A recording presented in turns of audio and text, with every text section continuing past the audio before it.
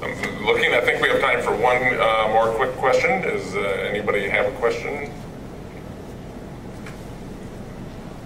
We have one more from, I got one over here. I'm sorry.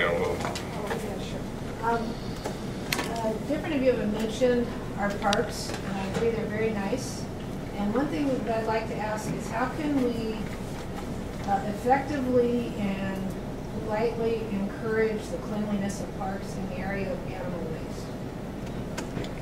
I will paraphrase. The question has to do with our parks areas and how we can effectively and politely enforce cleanliness from pets in our parks. And first on this time will be Pat.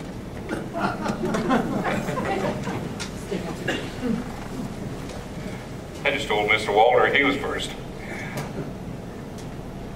I would really like to know that answer. We have dogs. We clean up after our dogs. But my front yard is littered.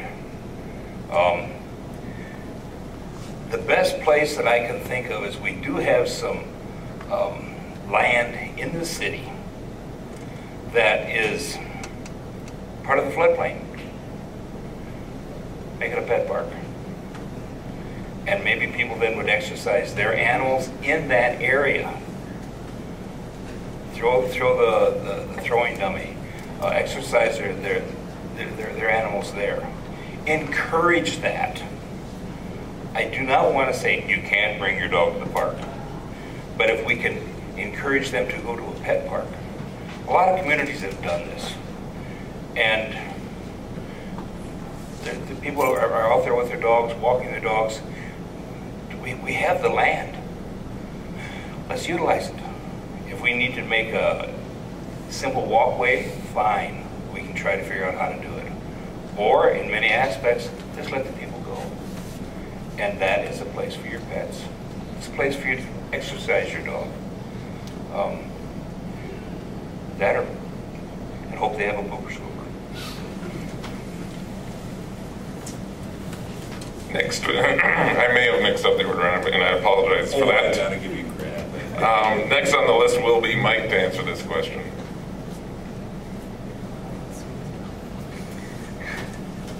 Yeah, absolutely. Many of you probably have seen me running along with the husky dog that we inherited from our daughter.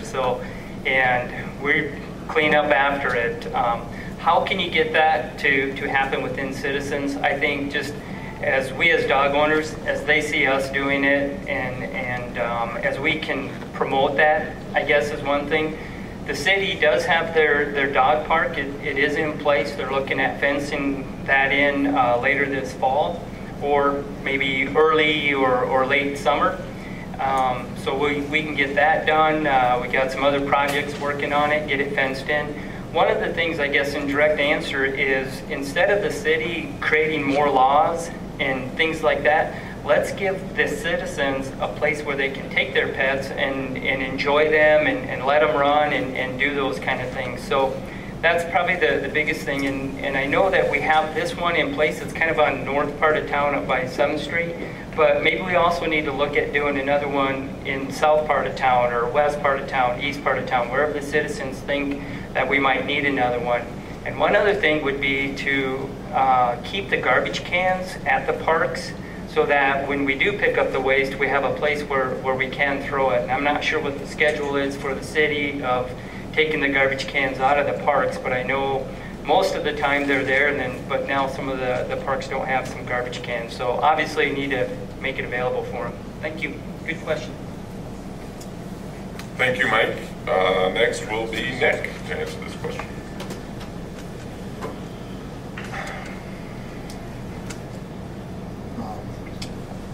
It's an interesting question.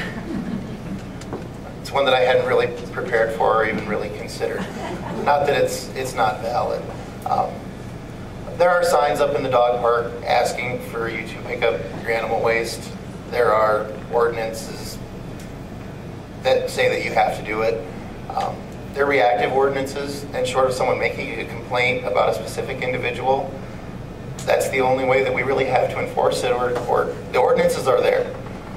It's going to rely on citizens making a complaint before the police are going to go look for someone not cleaning up after their pet. They're very busy, they have a lot going on, and it's not real high on their priority list, I'm afraid.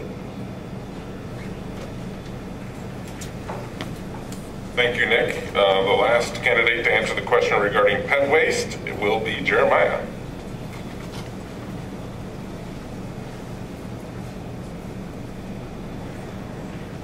Thank you for asking about poo. I was a little worried I wouldn't get to say the word poo tonight. Yeah, I suppose we could put some more signs up in the other parks. It's interesting that it's actually in the dog park where we have the poo signs, and I see dogs at other parks, and it's only natural for them to poo there, so maybe we could stick a few more signs up and make the garbage cans available, because if somebody's actually going to be courteous enough to bring around a poop scooper, it'd be nice for them to have somewhere to put it. So I'd say a few more signs and some garbage cans.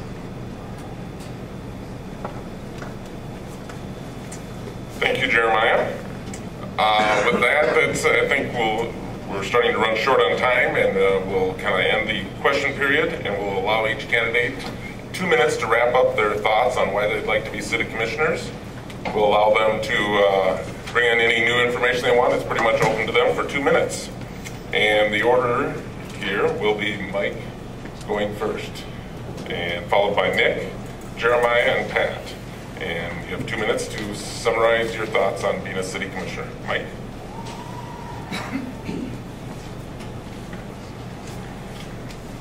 Right now, it's a great time for Madison. We'll have some new leadership in the LAIC. We'll have new leadership at Dakota State University. And there's a lot of things that are happening that are very positive and good for this city. And one of the things is that, as a citizen, is that after living here for 25 years, it's time to step up and give a little bit back, if at all possible. And a multitude of reasons as to why run for city council, why do you want to do this? And I think it comes down to all of the great things that are happening. I have looked at the comprehensive plan. There's in the future, there's some awesome things that are going to happen with this community. I want to be a part of that, want to help guide that, want to help direct that. I think as far as a commissioner, I think a lot of people know that I've served on the airport board. In my day-to-day job, I'm able to work with and have many different contacts, not only here in Madison, but across the state, have access to a lot of resources, a lot of manpower, a lot of brain power, if you will, as well. And I think that's some things that I can bring to this commission, not only on a statewide level, but also on a national level. A couple other things, I guess, as far as I go. Throughout my career, I've always wanted to work and do jobs or do positions where I'm always helping people.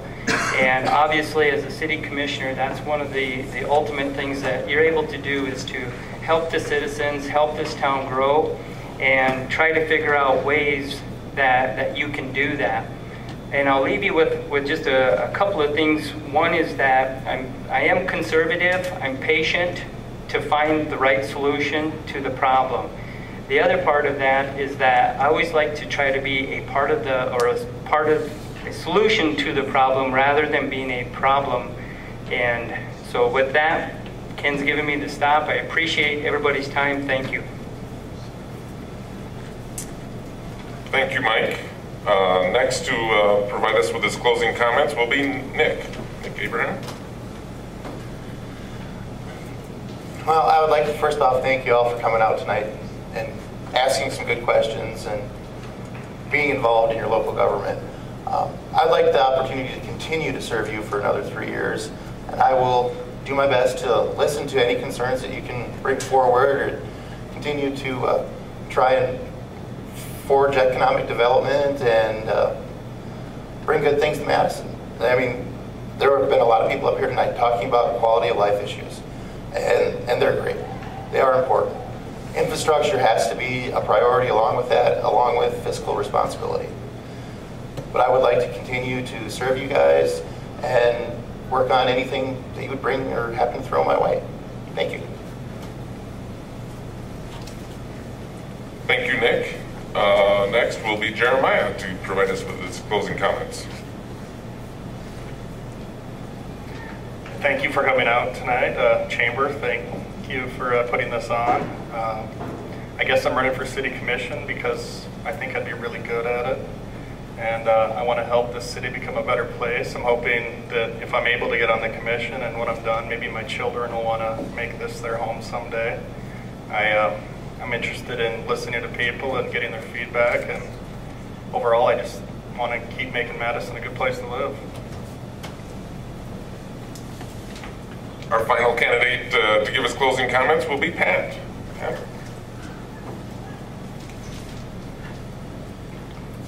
I remember back in December, I was talking to a past city commissioner, and I said, I think I'm going to run for city commission. His answer or his question was, why? And I need to give back. I'm a longtime resident of Madison. I have the time. I have the energy. And I have the know-how to get things done. I haven't been in education for as many years as I've been in. I've always had balanced budgets, surplus at the end of the year, which is not heard of, and ran very, very sound school districts. Bring that expertise now to the city. Why not? It's up here. Just a matter of allowing me to use it. And I want to thank everybody for coming tonight. I appreciate this forum, the chamber, and the people that are listening. Thank you very much. And oh, by the way, do vote on April 10th. Thank you, Patrick. Well, this kind of concludes our forum for this evening, although I will tell you that I think the candidates are available if you have individual questions for them after the forum. They'd be happy to talk with you. I'd like to thank KJM for broadcasting our forum live, and we appreciate their efforts in doing that. Thank you to the Chamber Government Affairs Committee for their work in putting this on, and thank you to all of you for coming. We appreciate that you showed up. It's a lot more exciting to have a forum when there's people here to ask questions and feel a part of the program. Next Tuesday is the election. Please remember to get out and vote, and have a safe and good night. Thank you.